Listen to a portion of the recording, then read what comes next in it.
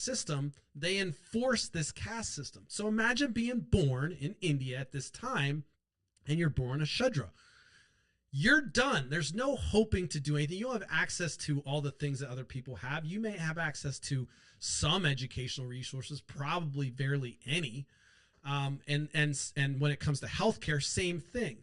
Any type of resource, you were at the bottom of the barrel. So it wasn't as if, there was if you lined up with random people and you were a Shudra, I would surmise you might not even be able to get in the same line.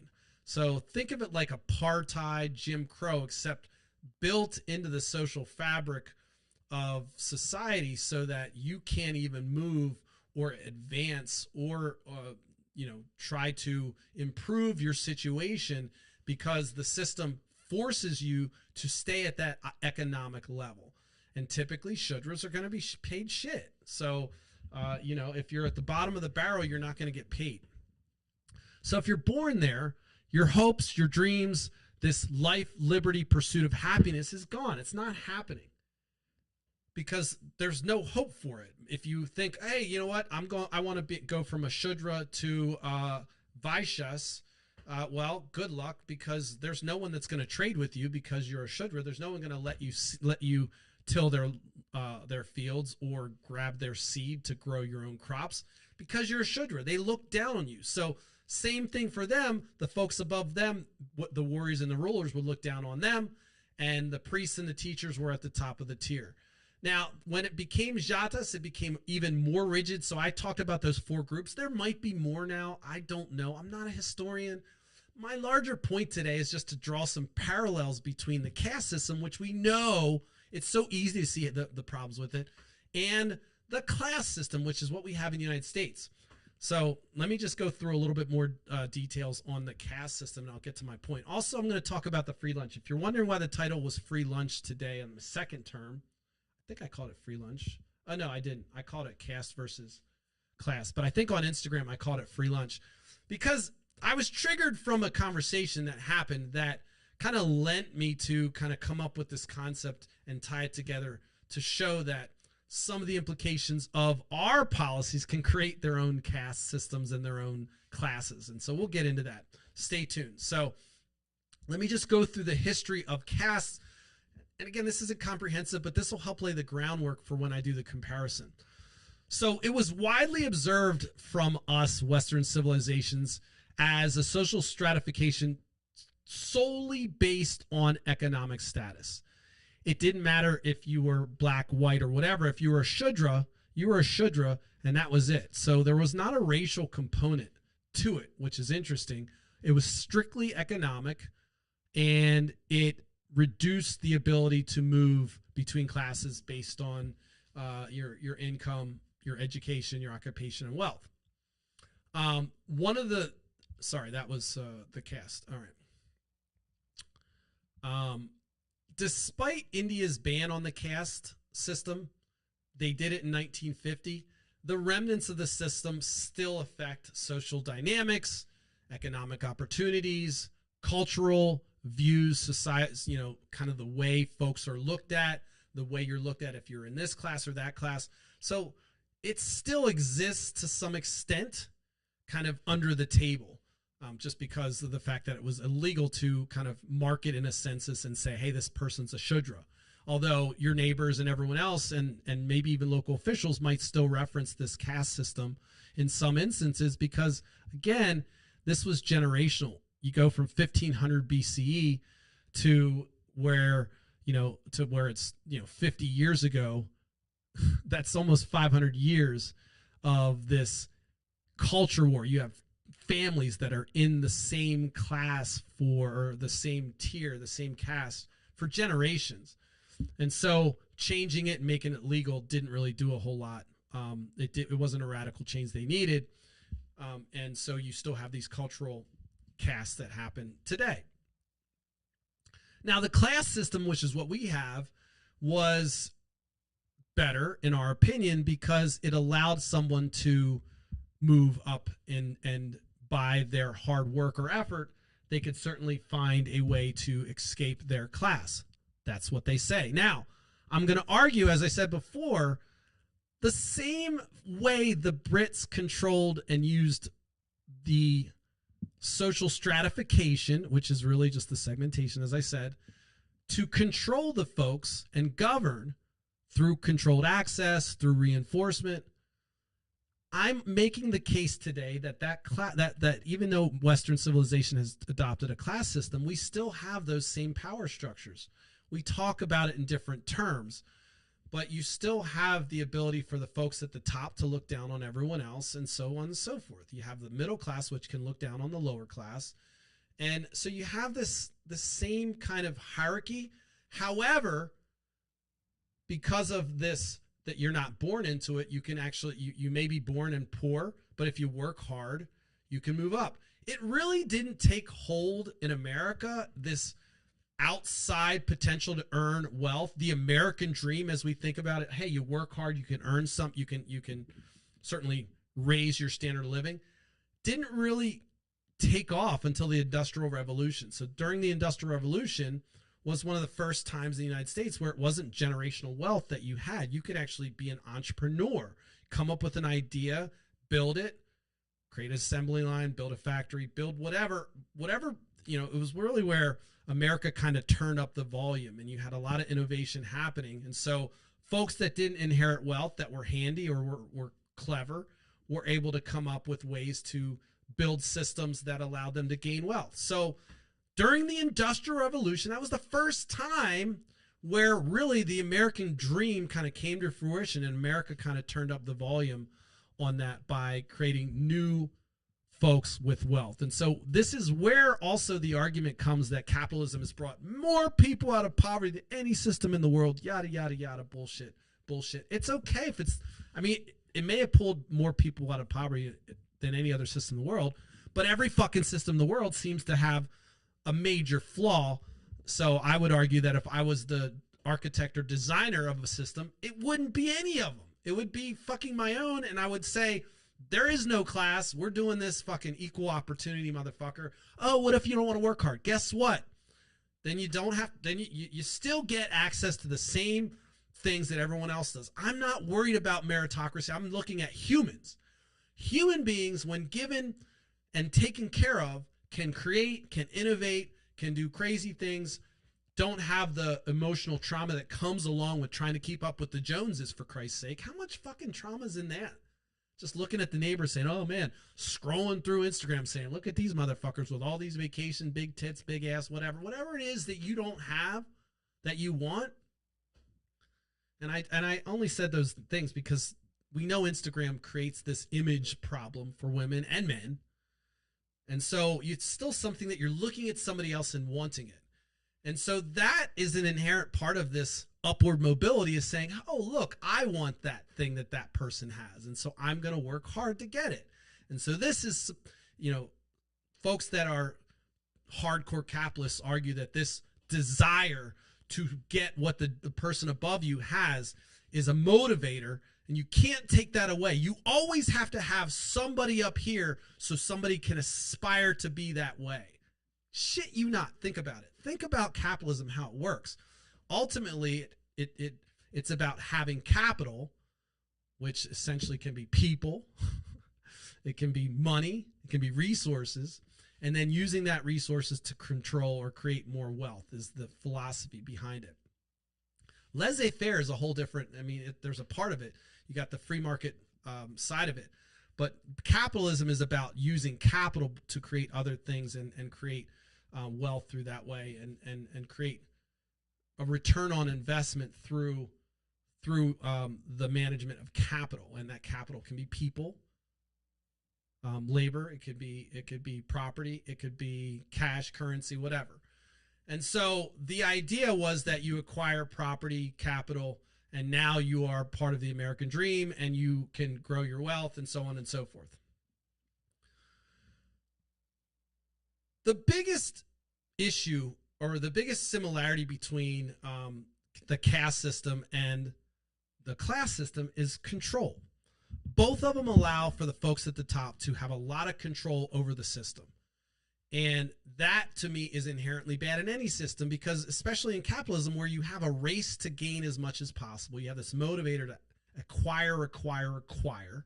It's built in. We all know you can't just fucking walk around with nothing. You got to have stuff. You got to keep up with the Joneses, all that stuff. But that desire, that built in kind of wanting more, is a way that folks can control you. They can hang carrots in front of you. There's all kinds of different things. I'm going to walk through that a little bit today. I spent a lot of time on that yesterday, but we're going to try to do the quick version. So just to sum up, the caste system is, an older system. It's no longer legal in India. There are other places around the globe that have similar system. Nepal has a caste system because they're kind of culturally like India, so they have many of the same, the Jata system as well, where it's people are divided into hereditary occupational groups. Traditional Japan had a feudal society that had caste-like structures. The most recognized of those were the Burakumin, which was an outcast group at the bottom, and they were essentially used to do the undesirable things like butchery and leatherwork. I don't know why butchery and leatherwork were undesirable. Maybe they were considered impure or tainted by death, is the term that my researchers came back with. Africa, there's a lot of places in Africa that have different structured social stratification systems that resemble castes. I'm Nigerian, so I found it interesting that the Igbo tribe in Nigeria, the Osu caste system, distinguishes between freeborn and Osu, which essentially meant people that are dedicated to deities versus people that don't believe in this the deities.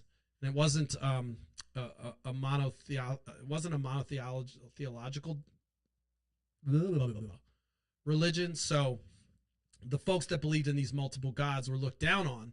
And so that was a caste. If you were born into that, you really had trouble getting out of that. Yemen has a group called Al-Hakadam, who are socially and economically marginalized and often live in poverty. They're considered to be at the bottom of the social tier there as well, and they face discrimination just like everywhere else when people look down on folks. Korea historically had a class system. They had a class known as the Baekjeong. The Baekjeong were considered untouchables and were often forced into occupations. Doing the shit work again, it seems like there's a pattern here. We have a lot of countries that have this lower class of folks that kind of do the grunt work, and then you kind of go from there. There's a lot of folks, a lot of countries in the Middle East that have the remnants of caste-like systems, and a lot of them are tribal and have ethnic affiliations, but this creates hierarchical structures that impacts the ability for folks to move around economically and socially. What am I saying here? I'm saying that the caste system has a couple characteristics. You're born into it. It's difficult to move around. In fact, oftentimes can easily be restricted depending on how they codify it. And when I say move around, I mean like, hey, I want to earn more money. I want to do this thing. I'd like to become a doctor, lawyer, whatever. Nope. No can do. You're a shudder. You're a laborer. That's it. You're stuck there. Your kids will be that. Take pride in what you do and be really good laborer, and you'll be fine. And the system will support you with the little resources that you deserve. And so there were many places on the planet that had these caste system. India was one of the most well-known caste system, and some of them aren't so obvious. Sometimes you have a caste system you're born into it, and there are other forces that prevent you from moving out of that class. But from an ideal perspective, when you think of the ideal caste system, if there is such a thing, we think of India. So we're going to use that as our kind of marker going forward. And again, it's still illegal, but you can easily Google India and look at the poverty there. You can see that the system still exists. You still have folks that take pride in their caste, and some traditional hardliners that still believe in it. So it when something's around for 500 years and your grandma and your great-grandpa and everybody lived by it, it's not that easy just to rip that off if you don't have a formal way to do it. So we live in America, and I would argue that we have five classes, okay? And I know this isn't going to be believed, or it's going to be argued by anybody that has any social education, but this is how I think. You have the elite, you have the upper class, you have the middle class, and then you have a lower class, and you have this lower class. So you have 5 different classes. You have the elite, upper class, no, elite, upper class, middle class, lower class, and then you have just extreme poverty. I believe those are the 5 different classes in America. And why am I segmenting the lower 2? Because I believe that middle class is the majority. There's a large percentage of America that lives, that's considered the middle class. And then you have folks that are under them that are poor. There's a level of poverty in America, though, which is homeless. And there's a class. I'm going to say that there's homeless people. That's a class. I'm not just going to throw them in the lower income. They don't have homes. They don't have anything. And then you have folks that are poor that have their basic needs. And then you have the middle class, which has their basic needs and a little bit more. And then you have the upper class, which, can essentially manage and control the middle class through property ownership and everything else. And then you have the elite, which just own everything. They own systems. They own, skyscrapers and buildings and corporations and so forth and so on. So this is my take. I don't think there's anyone that's going to back me socially, but if we think about it, it makes sense. And it's not equally distributed, right? You don't have the same amount of people in each class. You have a small percentage in the top. You have a smaller percentage at the very bottom. And then you have a bell curve. You kind of have goes like this. So here's the top. You have, very small amount at the top. And then as you go towards the middle class, you have a large amount. Then you go back and you have a smaller amount. I've essentially taken the bell curve and sliced it up 5 times. That's that's how I like to look at it, because I think that helps to delineate the problems between and also show the real issues between the classes. If you're lower class and you have a car and you're able to pay for your house and you're just basically scraping by, you don't have any food, or you're pinching pennies to eat, that is better off than the person that doesn't have a home, doesn't have any mobility to get around, maybe doesn't have an ID. So I like that delineation a little bit more, because we can start to look at where the real problems are. We have these people on the tail that cause a lot of problems. Homeless people can be a burden on themselves, obviously. It can be a burden on health systems. It can be a burden on our law enforcement for management. It can be a burden on cities. It can be all kinds of problems. I'm not saying these people are problems. I'm saying the aggregation of homelessness can create a lot of problems in an area. So I don't know how much time I'm going to have here. I'm probably going to have to cut this short, but let me just go through.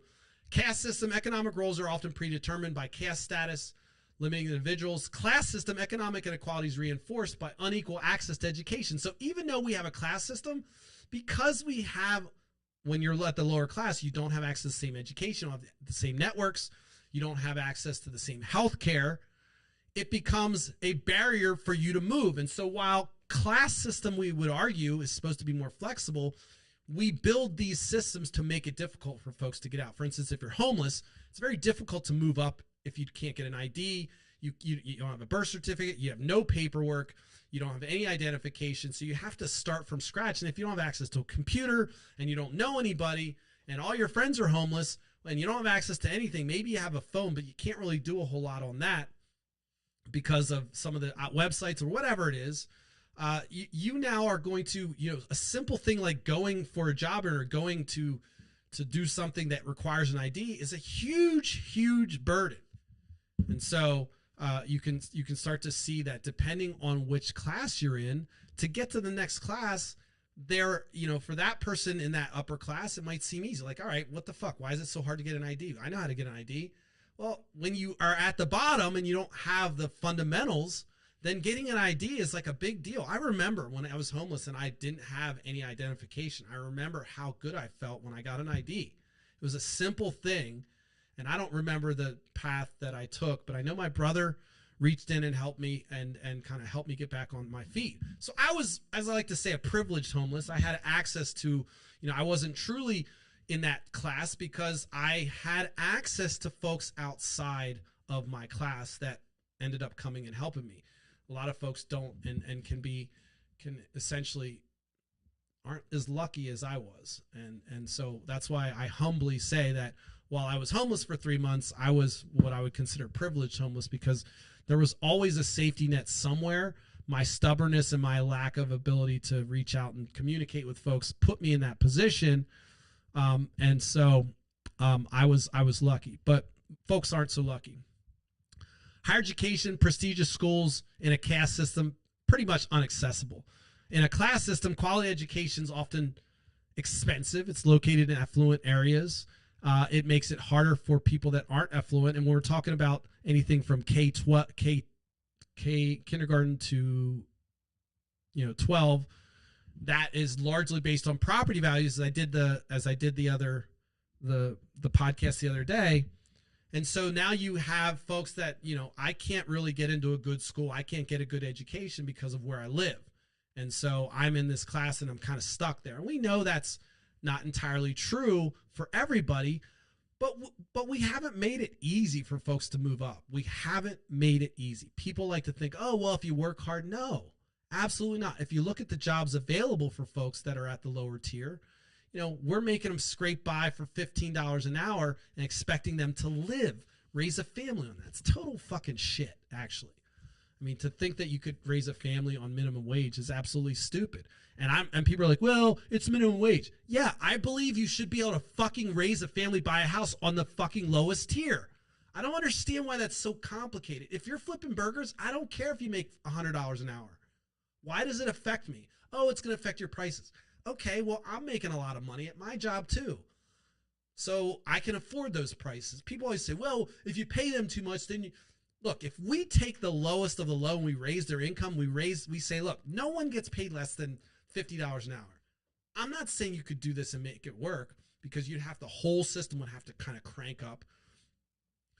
But it doesn't matter to me, and quite frankly, it doesn't matter to me if somebody works at a cashier or if they're flipping burgers, if they're making good money. I don't care. In fact, when COVID happened, we know that these folks were the only thing keeping us running. The grocery clerks, the fast food people, the people, that were doing all the labor work kept us running. You couldn't do that job. So when you're like, well, I don't know if they deserve $25 an hour. Fuck you. Go do it for $15 an hour. Go do that job and stand and do whatever they're doing, and to come back and tell me that you want to do that for the rest of your life. Pay them. This idea that you're better than somebody is really leading into my larger point, which is, we have this inherent ability to classify things, and most of the time it's for our own ego. And so we'll get into the lunches. Hopefully I get to before I get yelled at. I might have to get yelled at soon. No yelled at yet. Probably wonder where I'm at. What the hell are you at? Why aren't you here? Let's just go through. Little scatterbrain today, but we're just checking a box today, so just give me a break. Healthcare, caste system, caste determine the level of healthcare that you get. It determines the sanitation facility you're able to use. It determines the bathroom you're able to use. So if you're in a lower caste, you may not have good healthcare at all. In a class system that we have, quality healthcare is heavily influenced by your economic status. If you're rich, you can get doctors, you can fly across the country, you can reach out to your network, probably some physicians and surgeons in there, and you have access to better facilities. If you are poor, you're reliant on post-issue care. You're not doing preventative care, you're not doing massages, you're not doing all the things that will help you to prevent illness. You're not able to do that, so you're just doing things after the fact. You're going to the ER, you're going to urgent care, but you're only doing it when something's boiled up to the point where you need to take care of it. You're not doing those things like getting a nutritionist, eating right, getting a massage, doing self-care, doing spa days. I know that sounds crazy, but there's a reason rich people do that shit. It's because it makes you live longer. It relaxes you. I am not, elite rich. I am upper class, I guess I would say. Whatever. I don't care. I don't want to put that out there, but I like to get a massage, and it's like I know what happens when I don't get a massage for a couple months. I have to get a massage every month or two, and otherwise shit goes haywire for me, and that's a privilege. But it's one of those things where I'm sitting here really with my arugula and my latte sounding kind of really snotty, but massages are something that I've found have helped my mental health. I didn't always have access to that kind of money that will allow me to get a massage. Massages aren't some real expensive thing, but not everyone can afford that. And I shouldn't say it's not expensive because it is to some folks. But my point is that that's preventative healthcare to me. My massage is something that I can do that doesn't, I need a massage. The effects of it are something that happens continually and is preventative for me. Helps me relax, gets my muscles all the kinks out and so forth and so on. So again, in a caste system, it's obvious that you might not have access to the same facilities. In a class system like we have, it still happens. Healthcare access is probably the largest one. The stigma that comes along with it is evident, and this is where I'm going to lean into the lunch conversation. So both systems have stigmas if you're at the lowest end of the tier. If you're a Shudra and you're in the Jata system, then you are looked down upon by everybody. If you're homeless, you're looked down upon by everybody. And unfortunately, and I say that and I get a tear in my eye because I don't look down on those folks, and I want to be clear. I get sad when I think about it, but we find reasons to look down on other humans, and we've built systems so that we can enable us to do that. And in America, we like to think, oh, we just look up, but the same thing happens in America. We have this upward mobility, this